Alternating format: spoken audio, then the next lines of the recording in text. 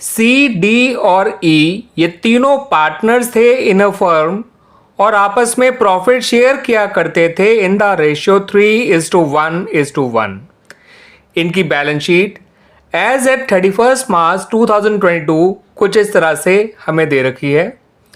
Liability side में इनकी Capitals दे रखी हैं 4 लाख, 2 लाख और 1 लाख।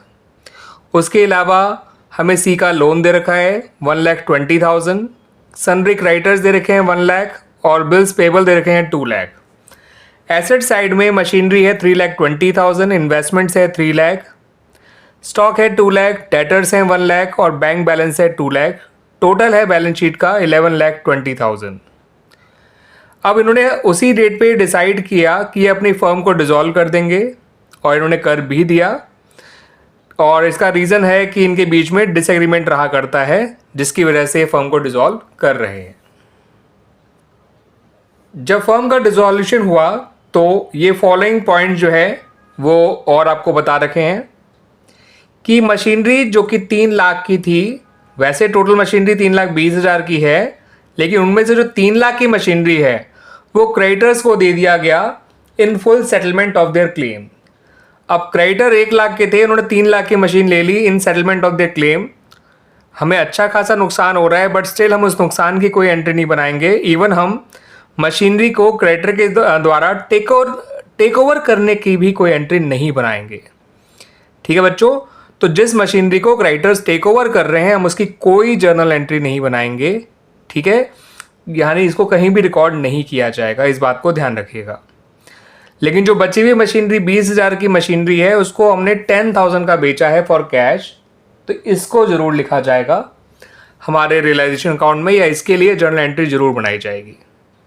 ठीक है बच्चों, तो इतने पॉइंट से आपका मशीनरी का और क्रेडिटर दोनों का जो है पॉइंट सॉल्व हो गया। क्रेडिटर को तो हमें कैश में कुछ नहीं पे करना है, मशीन ही उन्होंने ले ली है और मशीन में केवल फाइनली हमें ₹10,000 मिले हैं मशीन की सेल से। इन्वेस्टमेंट से 2,90,000 मिले, स्टॉक से 1,80,000 मिले, डेटर्स जो हैं वो 20,000 के बैड प्रूव हो गए। तो इसका मतलब डेटर से पैसे कितने मिले वो समझ लीजिए। डेटर थे टोटल ₹1 लाख के, 20,000 के अगर बैड प्रूव हुए हैं तो इसका मतलब होता है कि 80,000 डेटर से मिल गया होगा। उसके अलावा हमें बता रखा है कि जो रियलाइजेशन है उसमें एक्सपेंसेस हुए हैं 10,000। कुल मिला के इतनी इंफॉर्मेशन हमें दे रखी है। ठीक है बच्चों, तो 4 एसेट्स थी, उनमें से 3 के बदले में इतना पैसा मिला है और चौथी मशीन के बदले में यानी मशीन के बदले में केवल ₹10,000 मिले हैं। लायबिलिटी एक ही थी, वो हमने जो है क्लोज क्या कहते हैं क्रेडिटर थी जिसको हमने एक मशीन देके सेटल कर दिया। उसके अलावा रियलाइजेशन के एक्सपेंसेस जरूर हुए हैं 10,000। अब आपको इतनी इन्फॉर्मेशन से रियलाइजेशन अकाउंट बनाना है, तो ये रियलाइजेशन अकाउंट कैसे बनेगा आइए देख लीजिए बच्चों इसको। सबसे पहला काम हमारा जो रियलाइजेशन अकाउंट के अंदर होगा वो अपनी एसेट्स को क्लोज करना। तो हमारी पहली एसेट थी मशीनरी, दूसरी इन्वेस्टमेंट, तीसरी स्टॉक और चौथा डेटर। तो 2 मशीनरी अकाउंट। ठीक है बच्चों, अगला पॉइंट आएगा 2 इन्वेस्टमेंट अकाउंट, 2 स्टॉक अकाउंट और 2 डेटर्स अकाउंट। इनकी जो भी बुक वैल्यूज दे रखी हैं उनको उन्हीं बुक वैल्यूज पे क्लोज करना है आपको। मशीन की बुक वैल्यू है ₹3,20,000। इन्वेस्टमेंट की बुक वैल्यू है ₹3 लाख। स्टॉक की बुक वैल्यू है ₹2 लाख और डेटर्स की बुक वैल्यू है ₹1 लाख। लायबिलिटीज में आपको केवल और केवल क्रेडिटर और बिल पेबल को वो करना है क्लोज। वैसे मैंने बच्चों बिल पेबल के बारे में बताना भूल गया था, उसके बारे में कोई इन्फॉर्मेशन नहीं है तो आप उसको पूरा पे कर दीजिएगा। ठीक है बच्चों, बिल पेबल के बारे में मैं जिक्र करना भूल गया था। इन पॉइंट्स में बिल पेबल के बारे में कुछ नहीं कह रखा था, तो वहां पर आप बिल पेबल को पूरा पे कर दीजिएगा, इस बात को ध्यान रखिएगा।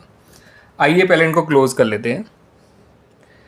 क्रेडिटर है 1 लाख, बिल पेबल है 2 लाख। अब हमें ये जो मशीनरी वाला पॉइंट था मैंने बता ही दिया था बच्चों, जितना मशीनरी आपने क्रेडिटर को दिया है उसकी कोई एंट्री मत करिए। लेकिन जो बची हुई मशीनरी है उसको आप जो है जिसे पैसा मिला है वो लिख लीजिए। मशीनरी से जो मिला है आपको 10,000, सिर्फ उसको लिखिएगा बाय बैंक अकाउंट के नाम से। उसके अलावा आपको स्टॉक से पैसा मिला है, इन्वेस्टमेंट से पैसा मिला है और डेटर्स से पैसा मिला है। स्टॉक से पैसा मिला है आपको 1,80,000, इन्वेस्टमेंट से 2,90,000 और डेटर से मिला है 80,000। चारों को ऐड करेंगे तो बच्चों ये 10 और 180 और 10 हो गया बच्चों 190, 190 और 290 हो गया बच्चों आपका 480। ठीक है बच्चों, और 480 और 80 हो गया 5,60,000। इधर आपका जो आपका टू बैंक आप लिखेंगे, एक तो उसमें रियलाइजेशन एक्सपेंसेस लिखेंगे जो कि हुए थे ₹10,000। उसके अलावा बिल पेबल का 2 लाख भी लिखेंगे आप, यानी टोटल 2,10,000 पे किया गया लायबिलिटीज़ के लिए। ठीक है बच्चों, इतना पॉइंट क्लियर हो गए।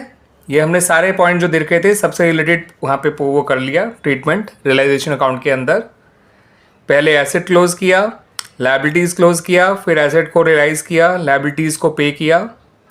क्रेडिटर ने जो मशीनरी टेक ओवर की थी उसके लिए कोई एंट्री नहीं करी, कोई पोस्टिंग नहीं करी रियलाइजेशन अकाउंट में। बिल पेबल के बारे में कुछ नहीं कहा था तो पूरा पे कर दिया, बाकी इसके अलावा रियलाइजेशन एक्सपेंसेस पे कर दिए। आइए अब देखते हैं हमें रियलाइजेशन प्रोसेस में फ़ायदा हुआ या नुकसान। 3 20 और 3 620, 820, 920, 920 और 2 होता है 1120 और 10 1130। तो डेबिट साइड का टोटल तो आ रहा है बच्चों 11,30,000। ठीक है बच्चों, क्रेडिट साइड का देखेंगे तो 3 लाख ये है और 560 ये है, 860 ये आ रहा है बच्चों। अब 1130 में से 860 माइनस करेंगे तो ये आएगा 2,70,000 आएगा बच्चों। डेबिट साइड क्रेडिट साइड से बड़ी है, डेबिट साइड का टोटल दोनों तरफ लिख लीजिए 11,30,000, 11,30,000 दोनों तरफ लिख लीजिए। और लॉस को यहाँ लिख लीजिए बाय लॉस, इसको इन पार्टनर्स में डिस्ट्रीब्यूट कर दीजिए CDE में। लॉस हुआ है 2,70,000 का। 2,70,000 के लॉस को इनके रेशियो में 3:1:1 के रेशियो में बांटना है। तो बच्चों C के हिस्से में आएगा 1,62,000, D के हिस्से में आएगा 54,000 और E के हिस्से में भी आएगा 54,000। 270 को जब 5 से बांटेंगे तो 54 आएगा, इंटू 3 करेंगे तो 1,62,000 आ जाएगा। ठीक है बच्चों, इस तरह से हमारा ये क्वेश्चन कंप्लीट हो गया। ठीक है बच्चों, याद रखिएगा बिल पेबल के पेमेंट के बारे में कोई फर्दर इन्फॉर्मेशन नहीं थी तो हमने उसको पूरा पे कर दिया। और क्रेडिटर ने मशीनरी टेक ओवर कर ली थी तो उसकी कोई ट्रांजैक्शन आपको बुक्स में रिकॉर्ड नहीं करनी थी, दैट्स वाई वो कहीं नहीं लिखा गया। और जो बची हुई मशीन से पैसा मिला आपको कैश में, उसको हमने ज़रूर रिकॉर्ड किया। स्टॉक से इतना मिला था, डेटर से इतना, सॉरी इन्वेस्टमेंट से इतना। डेटर से 80,000 मिला है, ये बात हमें ऐसे पता चली कि टोटल डेटर 1 लाख के थे और 20,000 के डेटर बैड प्रूव हो गए थे। तो इसका मतलब ही होता है कि डेटर से 80,000 पैसा ही रियलाइज हुआ, दैट्स वाई हमने यहाँ पे 80,000 लिखा। और फिर हमारा डेबिट साइड का टोटल क्रेडिट साइड के टोटल से ज़्यादा आ रहा था, तो जितना ज़्यादा आ रहा है वो हमारा डिसोल्यूशन लॉस हो गया, रियलाइजेशन लॉस हो गया, उसको हमने पार्टनर्स के पुराने रेशियो में ही बांट के ख़त्म कर दिया। क्लियर बच्चों? इस क्वेश्चन के बारे में खास बात ये भी है बच्चों कि ये CBSE बोर्ड 2023 के एग्ज़ाम में आया हुआ क्वेश्चन है, तो बिल्कुल भी हार्ड क्वेश्चन नहीं है बच्चों, आप आसानी से इस क्वेश्चन को कर सकते हैं। ठीक है ना बच्चों? तो ऐसे ही क्वेश्चन नॉर्मली बोर्ड एग्जाम में आया करते हैं, बहुत ज़्यादा हार्ड भी नहीं और बहुत ज़्यादा ईजी भी नहीं।